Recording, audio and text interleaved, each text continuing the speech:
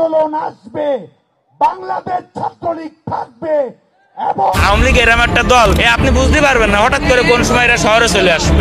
আগামী 16ই ডিসেম্বর বিজয় দিবস উপলক্ষে ছাত্রলীগ এবং আওয়ামী লীগ রাজপথে আন্দোলনের ডাক দিয়েছে।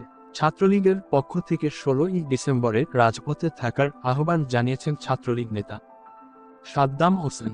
ইতিমধ্যে ছাত্রলীগ নেতাকর্মীরা বিভিন্ন স্থানে উপস্থিত হয়ে দলীয় আদর্শ রক্ষায় প্রতিজ্ঞাবদ্ধ। বিরোধী দলের কর্মকাণ্ড এবং সমন্বয়কদের বিরুদ্ধে কঠোর হুঁশিয়ারি দিয়েছেন। এই আন্দোলনের মাধ্যমে তাদের দলীয় শক্তি প্রদর্শন করতে চায় বলে জানিয়েছেন গণমাধ্যমে। তবে এরই মধ্য দিয়ে রাজপথে উত্তেজনা বৃদ্ধি এবং আইন শৃঙ্খলা বাহিনীর পরিস্থিতি অবনতি হতে পারে বলে জানিয়েছেন।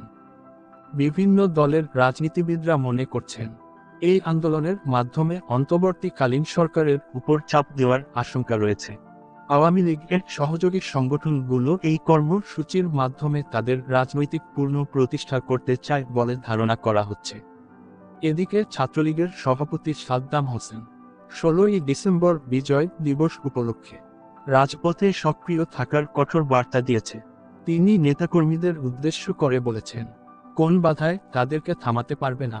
তিনি আরও উল্লেখ করেছেন, ছাত্রলীগ নেতাকর্মীরা তাদের ঐতিহাসিক দায়িত্ব পালনের জন্য প্রস্তুত এবং মুক্তিযুদ্ধের চেতনা রক্ষায় প্রতিজ্ঞাবদ্ধ।